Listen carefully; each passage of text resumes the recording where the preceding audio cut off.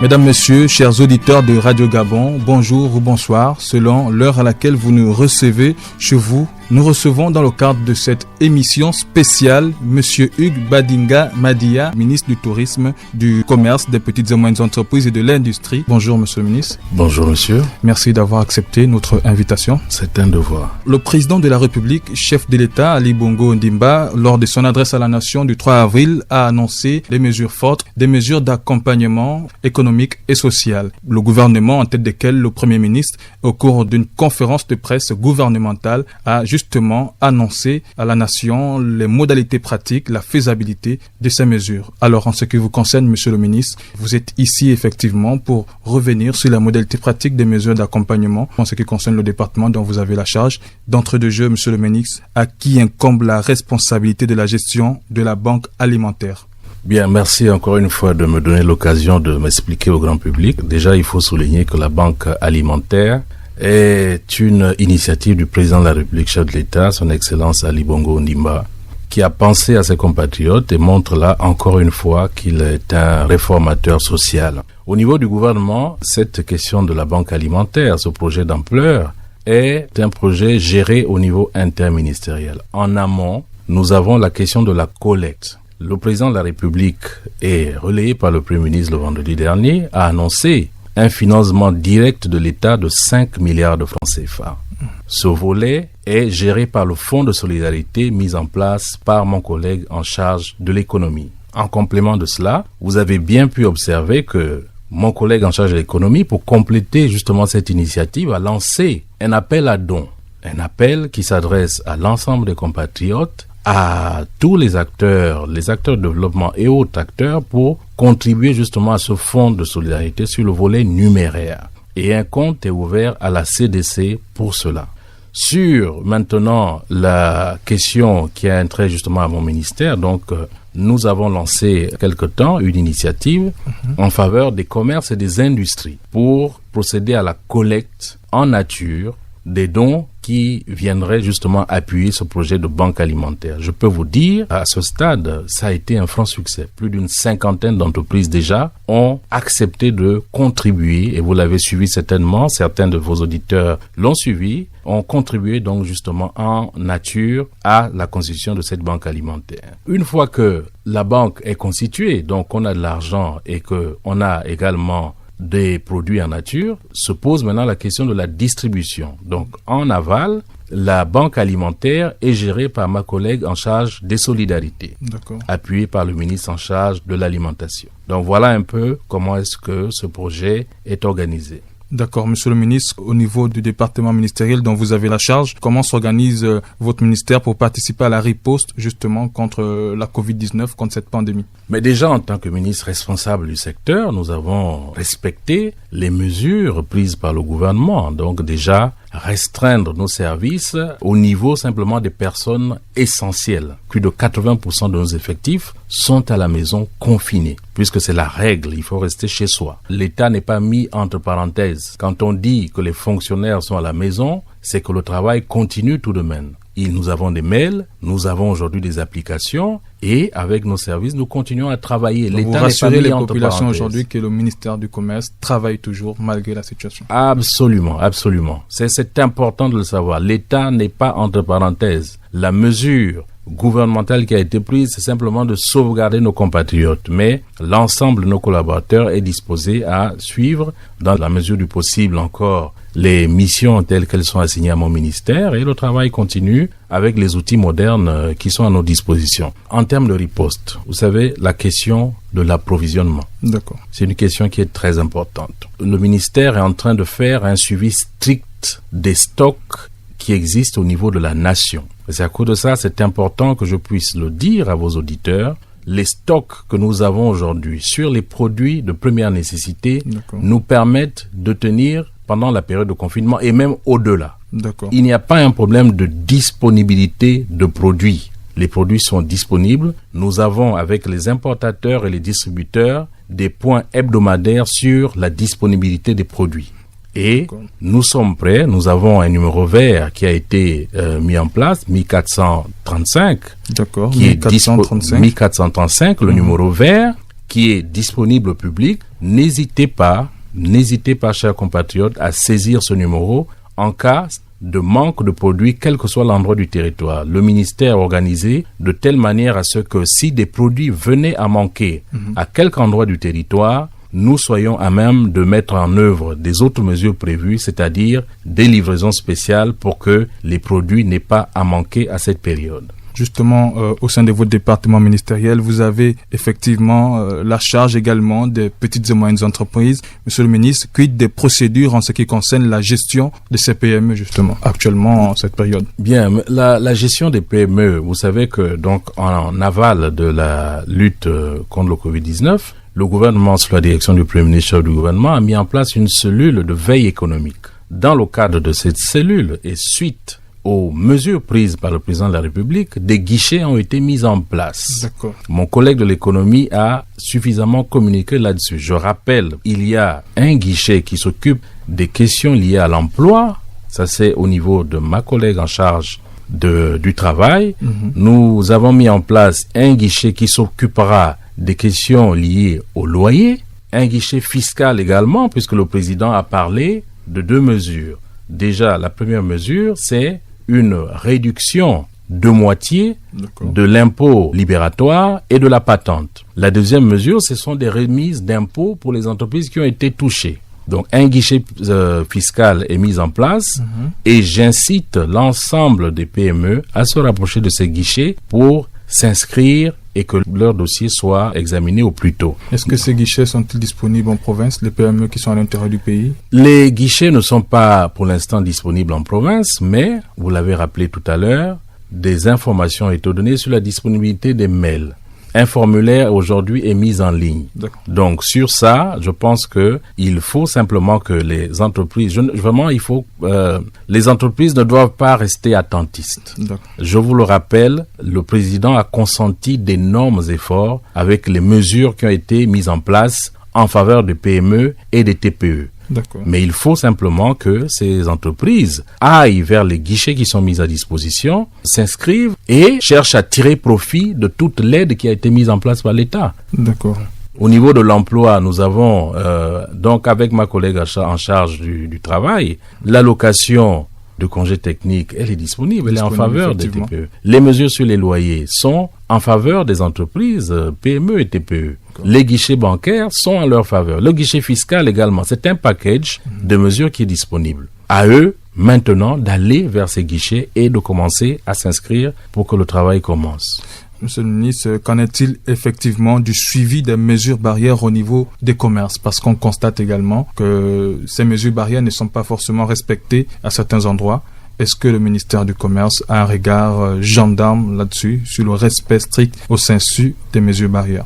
Oui, bien sûr, ça fait partie des mesures sanitaires qui ont été prises par le comité de pilotage de lutte contre la Covid. Donc, le ministère dont j'ai la charge a naturellement relayé ces mesures-là. J'ai adressé, il y a quelque temps, une note circulaire en direction des commerces pour s'astreindre aux mesures. Dans ce dossier, il y a de très bons points, mais il y en a de moins bons. Parce qu'on constate effectivement que certains compatriotes, malheureusement, ont encore du mal à suivre. Donc, c'est l'occasion pour moi ici de leur passer un message aux compatriotes en leur demandant de s'astreindre à ces mesures barrières que tout le monde aujourd'hui connaît, se laver les mains, respecter les mesures de distanciation, c'est très important, c'est pour leur santé. Et j'invite également l'ensemble des commerçants à accentuer les mesures qu'ils ont commencées parce que c'est pour le respect de leurs employés, mais pour le respect également des compatriotes. Aujourd'hui, nous sommes en situation d'urgence. Le Premier ministre l'a rappelé, les forces de défense et de sécurité, désormais, seront chargées justement de faire respecter ces différents éléments. Le Premier ministre l'a rappelé en disant que le non-respect de ces mesures-là peut entraîner des conséquences pénales. Donc c'est important que les uns les autres, c'est une lutte importante, c'est un combat inédit dans ce pays. Nous devons faire tous preuve de civisme pour que, à la fin, nous limitions l'impact de la propagation de ce virus dans notre pays. Monsieur le ministre, la question de la banque alimentaire est assez primordiale. Dans le cadre de cette lutte contre la Covid-19, les populations se posent beaucoup de questions. On observe dans certains quartiers des populations se ruer auprès des chefs de quartier et d'autres chefs de quartier, effectivement, priorisent la mesure barrière en demandant aux populations de rester à la maison. Alors, que dites-vous à ces populations aujourd'hui, surtout celles qui sont à l'intérieur du pays, qui n'ont pas forcément les mêmes informations? Que dites-vous à ces populations? Y a-t-il un guichet? Y a-t-il un endroit où il faut aller pour obtenir de quoi manger, ou il faut tout juste attendre à la maison et la nourriture viendra à la maison? Déjà, rappeler que la banque alimentaire se met en place de manière progressive. C'est une grosse organisation. Ce qui a été arrêté par le gouvernement, c'est de commencer les premières actions au niveau du Grand Libreville. D'accord. C'est ce que vous avez suivi hier avec ma collègue en charge des solidarités qui a commencé à distribuer au niveau des orphelinats. D'accord. Et autres acteurs institutionnels. Donc, cette distribution va commencer. Au niveau des provinces, le déploiement va se faire au fur et à mesure. D'accord. Donc, que les compatriotes restent chez eux. D'accord. Je le dis pour l'intérieur du pays, comme Libreville, la banque alimentaire viendra vers vous. Ne sortez pas de vos maisons, restez chez vous. Les 1000 volontaires qui ont été choisis pour distribuer l'aide alimentaire, soit en bons alimentaires, soit en kit alimentaire, vont venir vers vous directement. Donc, restez chez vous, ne vous exposez pas, respectez les mesures barrières telles qu'elles ont été dictées par le gouvernement. D'accord, monsieur le ministre, vraiment, nous arrivons presque au terme de cette émission spéciale qui n'est pas long, rappelons-le, parce qu'il faut aller travailler. Nous sommes en état d'urgence sanitaire. Monsieur le ministre, actuellement, est-ce que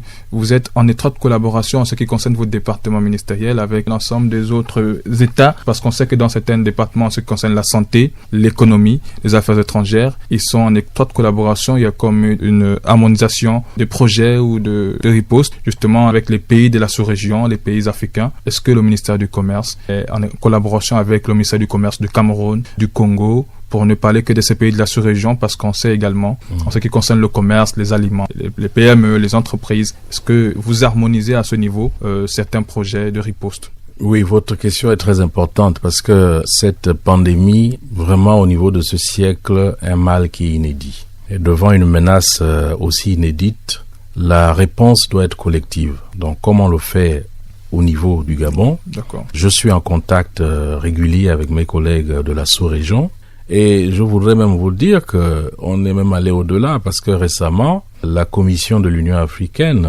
notamment le département commerce et industrie, en relation avec la CEA elle-même, a édicté des règles, des recommandations pour que le commerce et l'industrie, notamment dans une posture post-Covid, d'accord, commencent justement à pouvoir mettre en œuvre des actions pour pouvoir relancer l'économie. Donc, je réserve pour l'instant donc le suivi de ces dossiers-là parce qu'on parle maintenant des affaires étrangères au Premier ministre du gouvernement et à mes collègues concernés. Mais je peux vous dire que cette action coordonnée des ministres du commerce et de l'industrie est à venir. D'accord. Nous avons des pans entiers que nous allons certainement vouloir examiner. Nous avons une particularité au niveau du Gabon, au niveau de Coq, nous avons une usine qui a une forte capacité de production. D'accord. Donc, c'est un potentiel de développement d'une industrie pharmaceutique au profit de la lutte justement anti-Covid.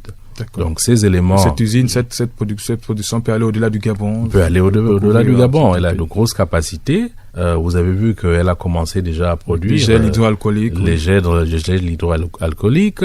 Et dans le cadre justement de ces réflexions que nous allons mener ensemble avec la Commission de l'Union africaine et mes collègues en charge, la question du développement de l'industrie pharmaceutique est un enjeu clé. La question aussi de la protection des PME et du commerce qui sont, je vais même aller au-delà puisque je suis en charge aussi du tourisme, sont des questions clés qui vont permettre pour nous de relancer les économies après Covid parce que Dieu nous en garde. Nous espérons que très rapidement nous allons sortir de là. Mais permettez que je réserve ces questions-là d'un ressort particulier au Premier ministre du gouvernement. Et le moment venu, nous ne manquerons pas de revenir vers vous. Monsieur le ministre, le secteur du tourisme est un secteur très important et l'un des secteurs les plus impactés justement par cette pandémie. Monsieur le ministre, après l'après-Covid, comment va-t-on faire justement pour relever ce secteur du tourisme quand on sait que ça va être très difficile et même pour les pays développés en ce qui concerne le tourisme, tels que l'Afrique du Sud et les pays européens occidentaux. Nous, au Gabon, à notre niveau, quels sont les outils que nous pourrons mettre en place pour relever ce secteur déjà très touché? Oui, absolument. C'est l'un des secteurs les plus atteints. Vous pouvez le voir, les restaurants, les hôtels sont fermés, les restaurants. Dieu merci, les guichets mis en place, notamment au niveau bancaire, apportent déjà une solution justement à ces entreprises-là pour passer ce cap, parce que c'était un mauvais cap à passer. Maintenant, une fois que ce cap est passé, la question, c'est simplement, il faut voir la question en deux volets. C'est-à-dire, si vous la voyez de manière négative, vous direz effectivement le secteur est touché. Mais moi, je préfère dire et considérer que le tourisme sera justement l'un des axes où nous pourrions rapidement relancer l'économie au niveau du Gabon. Donc il faudra simplement, une fois ce cap passé, de pouvoir relancer justement les activités touristiques. Il s'agit de continuer à faire de la promotion. La promotion, nous pouvons la faire, c'est vrai, mais en l'absence d'une demande, puisque la demande mondiale s'était effondrée, c'est difficile.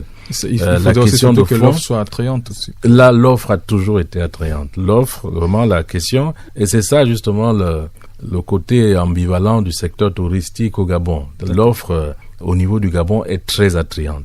Par contre, est un beau pays. Nous avons des sites formidables. Nous sommes très bien labellisés au niveau international, notamment en termes de préservation de l'environnement.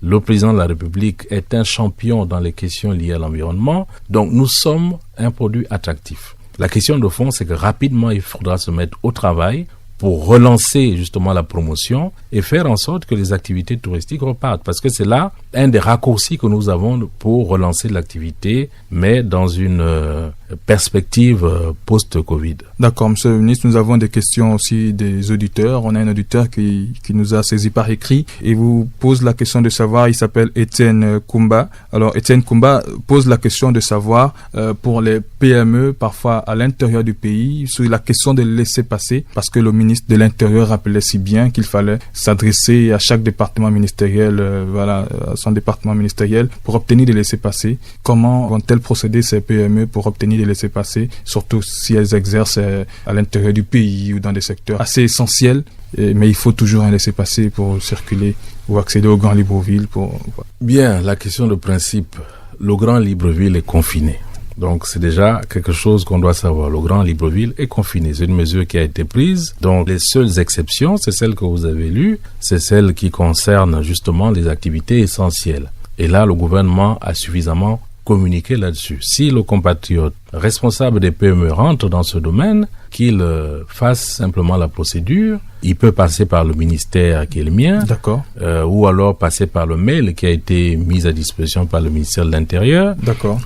Pour demander qu'un formulaire lui soit établi. Je rappelle que le mail c'est laissezpassercovid@org, c'est ça? Absolument. D'accord. Absolument. Et par le ministère, comment faire s'il est hors de Libreville? Comment faire pour entrer en contact s'il veut un laissez-passer? S'il veut un laissez-passer, il peut passer par l'adresse mail du ministère, que je rappellerai, je pense que je rappellerai dans le suivi. D'accord. Ou alors directement nous saisir par le numéro vert, c'est possible également. Nous avons un numéro vert, il peut saisir. Le numéro vert qui est le 1435. Le 1435 qui est à sa disposition, il peut le faire. Mais la consigne générale vraiment, c'est de respecter le confinement du Grand Libreville. Seules les activités essentielles sont prévues. Les autres activités qui se font à l'intérieur du pays vont se faire normalement parce qu'il n'y a pas eu de consignes supplémentaires par rapport au reste du pays. Donc c'est important aussi de respecter ces consignes-là qui ont une nature sanitaire. Monsieur le ministre, nous sommes arrivés au terme de cette émission spéciale consacrée justement aux mesures d'accompagnement des populations, les mesures économiques et sociales annoncées le 3 avril par le président de la République, dont la mise en exécution a été relayée face à la presse par le gouvernement de la République. Hugues Badinga Media, votre mot de fin.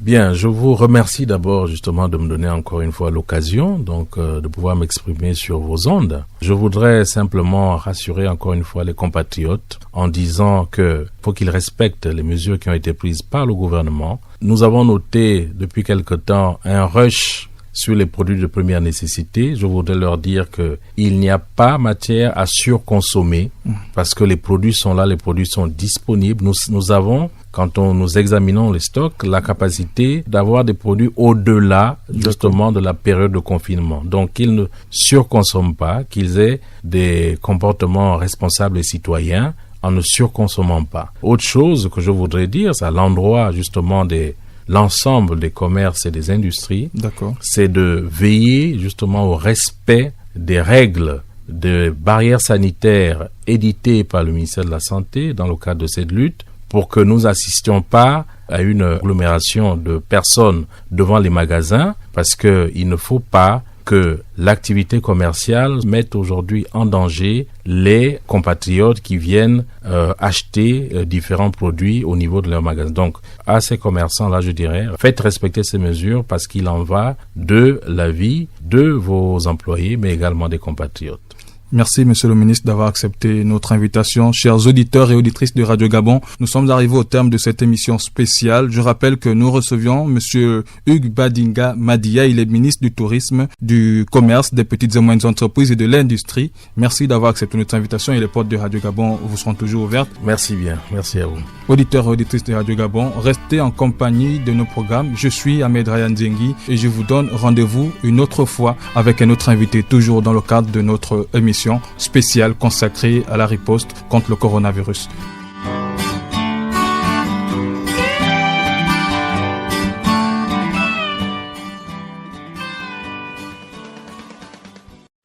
Vous êtes câblé sur Radio Gabon émettant de Libreville, 88.7, 96.5 FM.